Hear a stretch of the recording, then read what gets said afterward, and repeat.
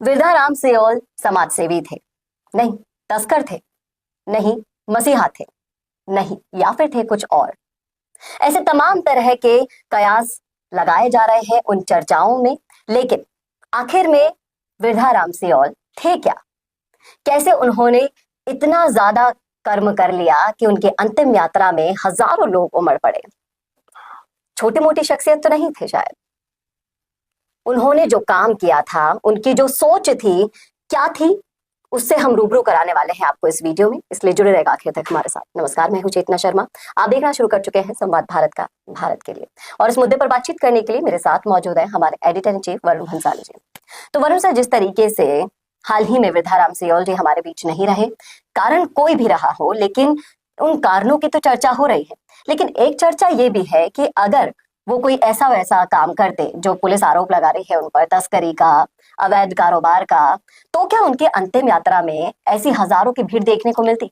देखिए, बहुत स्पष्ट बात यह है कि अगर विरधाराम सियोल जो है वो कोई भी ऐसा काम करते, पहली बात तो ये अभी आरोप मात्र है, दोष सिद्ध नहीं हुआ। जब तक अदालत में कोई फैसला नहीं आता तब तक दोष सिद्ध नहीं होता। अदालत में फैसला आना दूर की बात है, अभी परिवार ने अपना जवाब भी नहीं दिया, जिसके लिए भी पूरा टाइम रहता है, वो भी नहीं हुआ। दूसरी बात ये भी है कि अगर उनकी इस सक्सेस, उनकी इस सफलता के पीछे तस्करी को अगर माना जा रहा है, तो ये भी पता होना चाहिए कि उनका अपना जो व्यापार है, जैसे गणेश ट्रेवल्स के नाम से कंपनी है, वो भी काफी बढ़िया कर रही है, और उसे भी देखना चाहिए। और साथ साथ उनका जो कंस्ट्रक्शन का काम है वो भी काफी बढ़िया कर रहा है। तो ऐसा नहीं है कि अच्छा व्यवसाय करके कोई पैसा नहीं कमा सकता। उनका एक बहुत बड़ा घर बना है, उस घर के बनते ही बहुत सारे लोगों की नजरों में वो आ गए, और इसलिए कहीं ना कहीं पुलिस उनके पीछे भी पड़ गई और उनकी संपत्तियों को भी कुल कर रही, जिससे वो परेशान भी चल रहे थे पिछले कुछ दिनों से। लेकिन समझने वाली बात यह है कि अगर वो तस्कर होते तो जैसा आपने कहा कि हजारों लोग उनके अंतिम यात्रा में आ रहे हैं, वो नहीं आते। सबसे बड़ी बात यह है कोई किसान का बेटा इतना जल्दी कैसे चमक रहा है, इससे बहुत सारे लोगों की नजर लग रही है। लेकिन इस सब के इतर मैं आपको ये भी बता दूं कि विरधाराम सियोल न सिर्फ अच्छे सामाजिक कार्यकर्ता थे, न सिर्फ जरूरतमंदों की मदद करते थे, न सिर्फ शिक्षा के क्षेत्र में बहुत सारा काम कर रहे थे, बहुत सारी दान दक्षिणा कर रहे थे, इंफ्रास्ट्रक्चर बना रहे थे, बल्कि वो चाहते थे कि बाड़मेर समेत पूरे राजस्थान की धरा पर जाट राजपूत साथ आए, जाट राजपूतों की एकता बने। ये जान के सबको आश्चर्य होगा कि रविंद्र सिंह भाटी, जो कि एक राजपूत नेता है, उनके प्रचार प्रसार के लिए इन्होंने अपनी सारी गाड़ियां निःशुल्क लगवा दी थी और एक जाट राजपूत एकता का बड़ा उदाहरण पेश किया था। इन सारी बातों के बारे में बात होनी चाहिए और समझ में आना चाहिए कि जो लोग अपनी जिंदगी से बस इतना चाहते हैं कि जब उनका निधन हो तो हजारों लोग उनके निधन में आए, वो बस चाहते ही रह जाते हैं, ऐसे कर्म करने की अपेक्षा भर करते हैं। लेकिन इतनी छोटी उम्र में वो काम विरधाराम सियोल ने कर दिया। पूरे गांव, आसपास के क्षेत्र, दूर दूर से लोग आए। इन सबको समझना चाहिए इनके कि ये सारे हजारों लोग एक ही स्वर में एक ही बात कर रहे थे। और जो उदाहरण है जाट राजपूत एकता का, वो हम हमारे स्क्रीन पर जो फोटोज आपको दिखा रहे हैं उनके जरिए आप समझ सकते हैं कि कैसे अपनी बसेस को उन्होंने भाटी के प्रचार प्रसार के लिए लगाया, बिल्कुल फ्री में अपनी सेवाएं दी। लेकिन सवाल यहाँ ये उठता है वरुण सर कि कोई निस्वार्थ सेवा करता है, लेकिन जब वो इंसान चला जाता है अचानक से बीच में हमें छोड़कर, तो भाटी का ना कोई बयान आया, ना कोई श्रद्धांजलि आई। क्या ऐसे वक्त पर भी इंसान उन चीजों को भुला देता है? देखिए, अगर आप अपनी नेतागिरी के चक्कर में ये सोचते हैं कि कहीं आपकी इमेज डेंट ना हो जाए, कहीं किसी, मैं तो कहूंगा कि अभी तक आरोपित भी नहीं है, पूरी तरह से दोषी तो बहुत दूर की बात है, जो तस्करी के आरोपित हैं उनके साथ कहीं जुड़ ना जाए, तो फिर मैं रविंद्र सिंह भाटी से पूछना चाहूंगा कि अगर आप इस वजह से विरधाराम सियोल के अंतिम संस्कार में नहीं पहुंचे, कुछ बोला नहीं, तो फिर आप मेवाराम जैन के साथ क्यों थे? उनके ऊपर तो सीधा सीधा रेप के चार्जेस थे, क्यों थे आप उनके साथ? उनकी तो सीडी आउट हो गई थी, क्या वजह थी?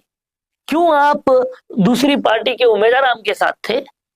क्यों आप अमेरिका में जाकर उनके साथ थे, जो खालिस्तान के संबंध में देखे जाते हैं?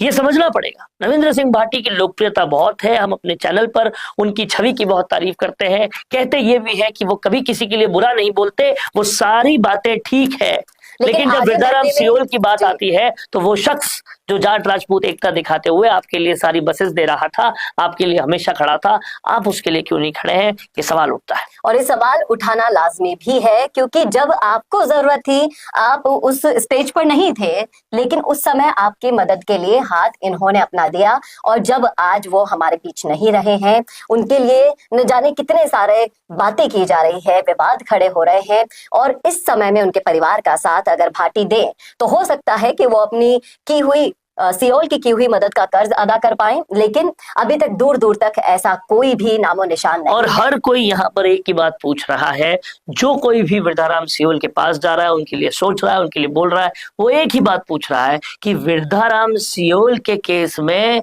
कहाँ गायब है रविंद्र सिंह भाटी? वृद्धाराम सियोल के बाद उनके लिए क्यों नहीं है रविंद्र सिंह भाटी? ये सारे सवाल पूछे जा रहे हैं।